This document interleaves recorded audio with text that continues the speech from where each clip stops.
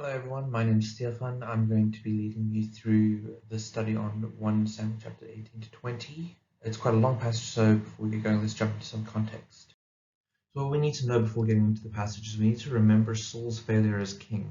He has disobeyed God, and his disobedience has led to God rejecting him. We see this in chapter 15 where God rejects Saul as king, and in chapter 16 when God anoints David as the new king, we see God's Spirit leaves Saul and comes on David. And lastly, just one of the important things we need to remember for this section is Jonathan, his character and his faith. We see especially in chapter 14 how Jonathan is faithful to God, trusting in God to bring him victory over the Philistines. And we're going to be seeing his faith in this passage, especially considering that Jonathan and David's relationship is quite interesting, since if Saul had not been rejected by God for his disobedience, Jonathan would likely have been the next king of Israel, and yet we're going to see how he engages with David, who is the new anointed king. Quickly just looking at the structure that we're going to be approaching the passage with, we'll see first the covenant that David and Jonathan make with one another, and the sign of that covenant. We'll see that in chapter 18, verse 1 to 4. Going on from there, we'll see how the Lord is with David and protects him throughout the story, bringing him success and victory in battle, as well as protecting him from Saul's hand. In chapter 20, we'll see how David and Jonathan test Saul to find out whether it's safe for David to return to the royal courts. And at that moment in that test, we'll see how Saul begins to treat Jonathan the same way he treats David. And the story ends with David having to go on the run and Jonathan returning to his father, who at this point has rejected him because they have both responded differently to David. Now, the big themes of this section are we're going to be seeing how God opposes Saul in his pride. He opposes the proud.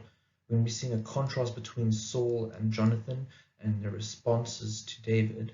And we're going to be seeing how their different responses demonstrate a model for us today of how people can respond to God's anointed.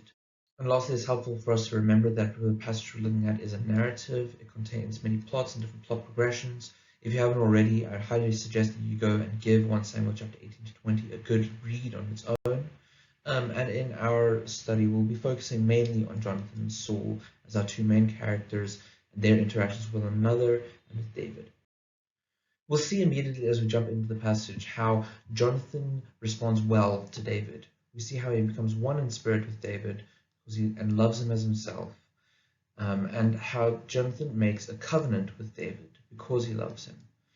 We'll see how Jonathan actually removes his own status symbols, his robe and his tunic, his sword, his bow, and his belt. Things that would have marked him out as royalty, as the prince of Israel, and as a warrior. These are the things that he removes and lays down at David's feet, essentially revoking his own claim and title to the throne, recognizing David as the anointed king, as the rightful king, and submitting himself, humbling himself before David, and committing himself to David's service. This is immediately an extremely positive response that we see from Jonathan. A big element of this entire section is the tension dynamic that occurs between two people who have got differing responses to God's anointed king. In this case, Jonathan and Saul. Jonathan has an extremely positive reaction to David, and Saul, who's got the attitude of rejection. And we see how the first time when Saul really starts to show his true colors and commands Jonathan in his attempts to attack and kill David, Jonathan chooses to go and warn David instead.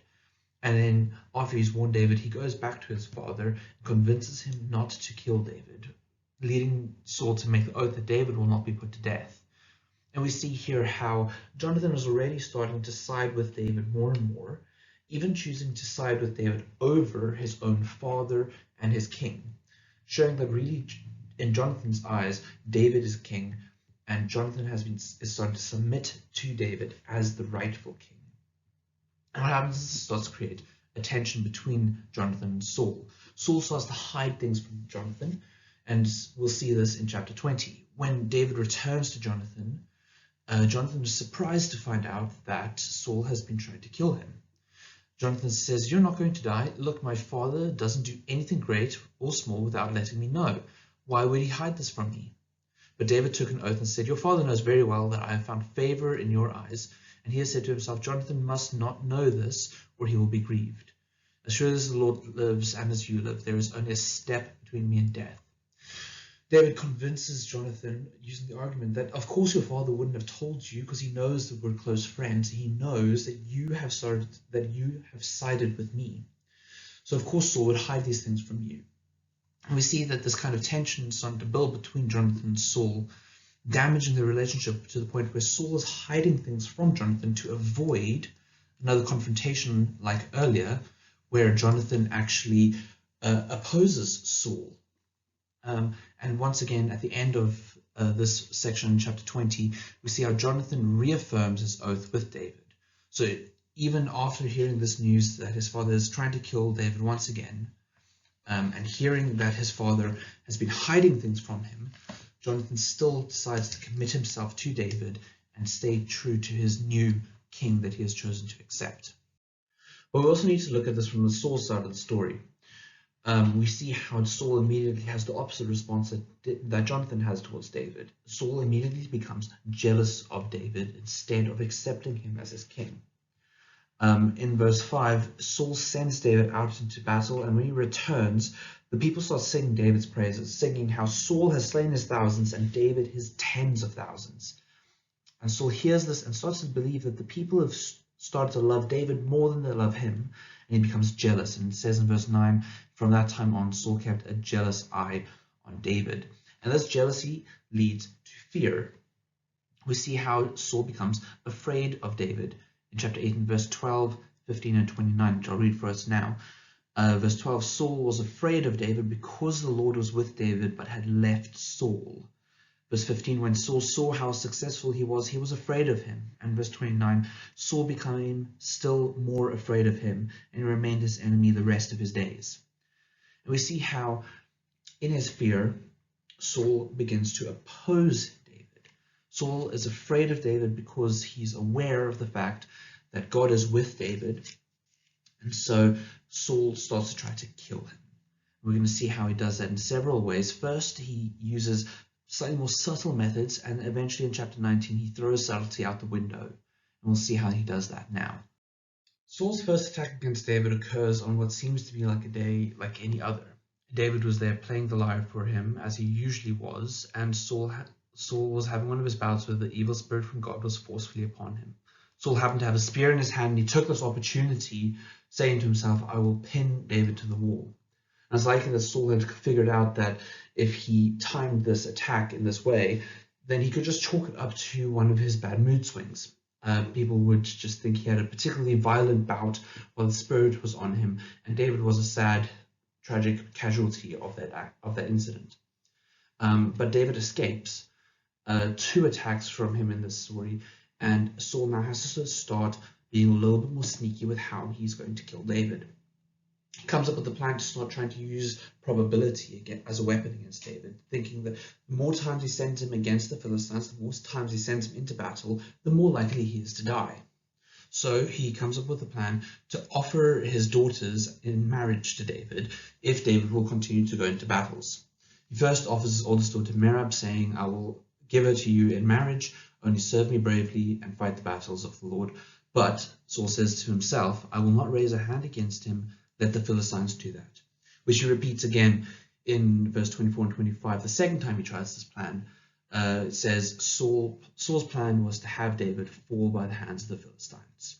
So we can see he's still being quite sneaky, but these plans don't work. God continuously gives David victory and saves him out of the hands of the Philistines.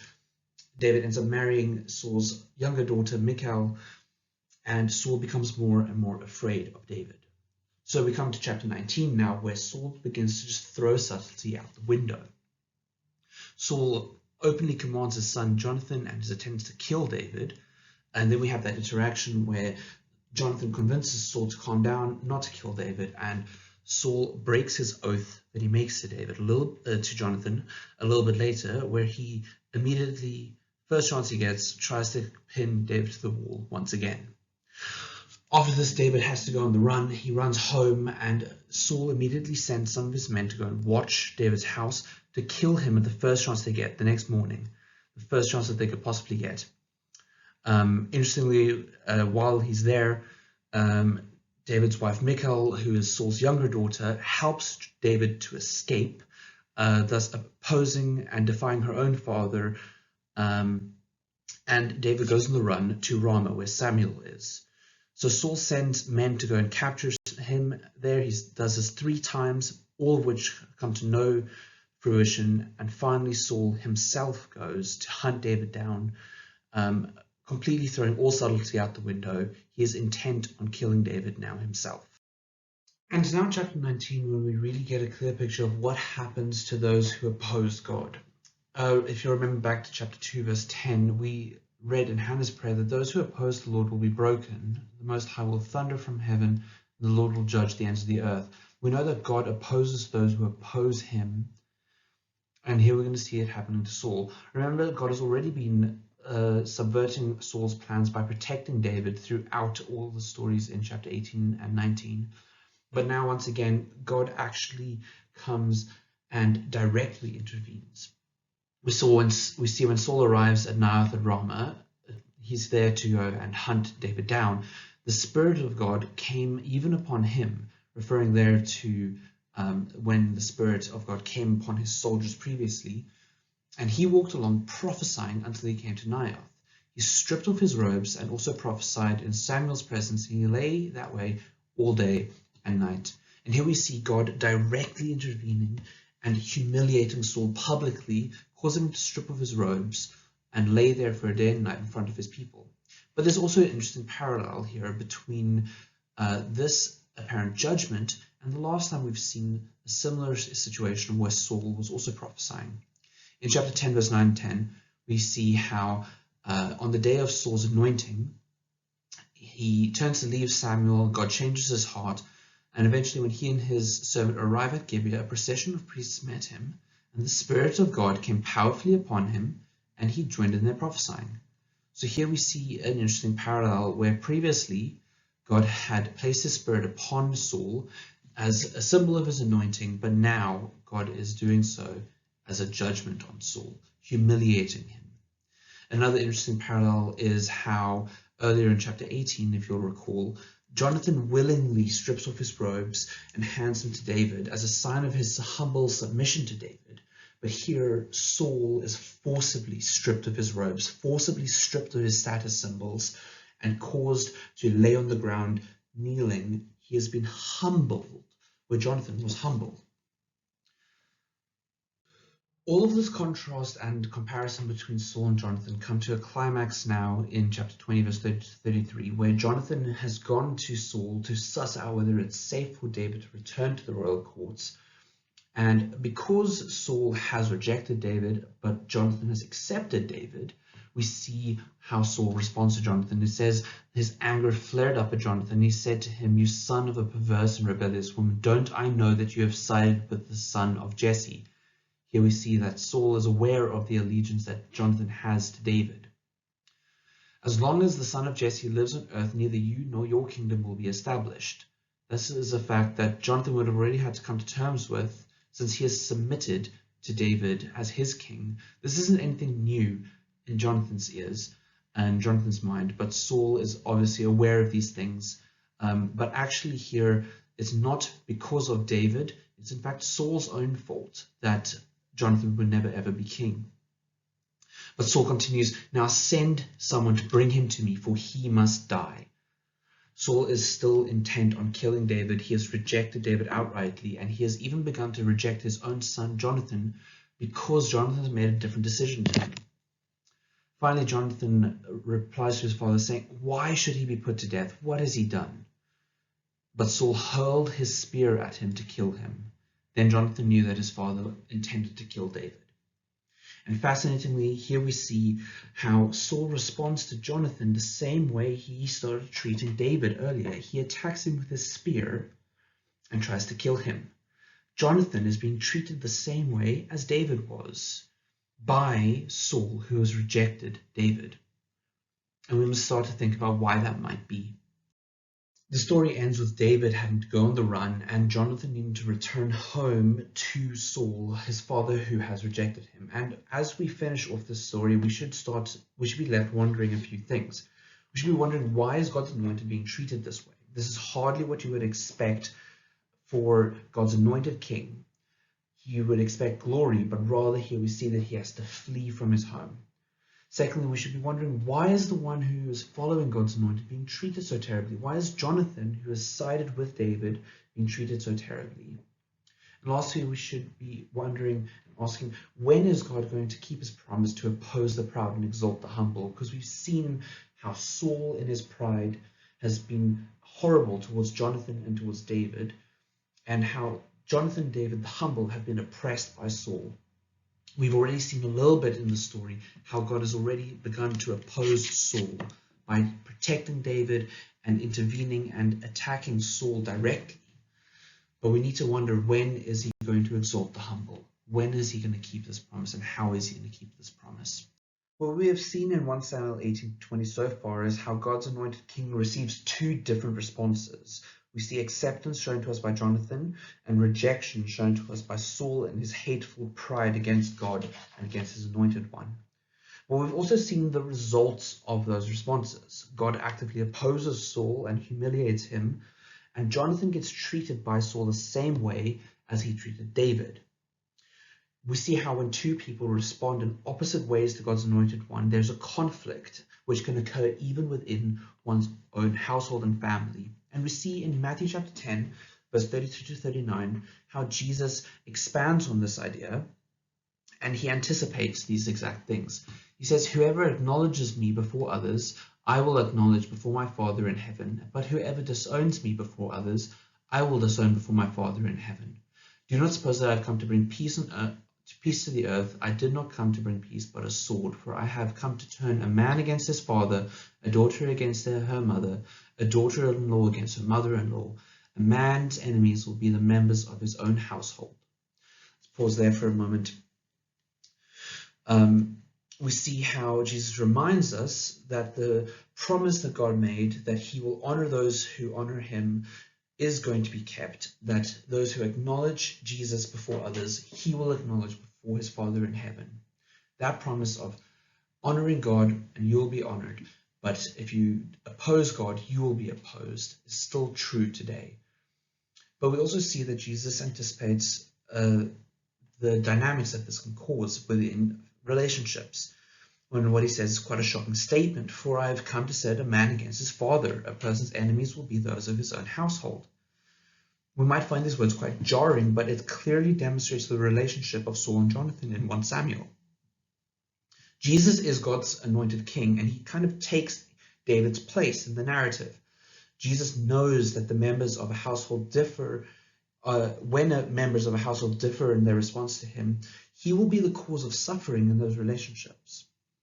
This answers our question about why Jonathan was being treated the same way as David by Saul. It's not because God failed to keep his promise of honoring those who honor him. It was because Jonathan had accepted God's anointed. Saul, however, has rejected God's anointed, and therefore he will reject anyone who has accepted God's king. Those who accept Jesus ought to expect rejection from those who have first rejected Jesus. Jesus himself experienced this rejection. He was despised, rejected, and opposed. The rulers sent guards to arrest him and bring him to them so they could kill him, just as Saul did to David. And so with Jesus as our king, if we accept him, we ought to expect the exact same treatment from those who reject him. It's our cross to bear.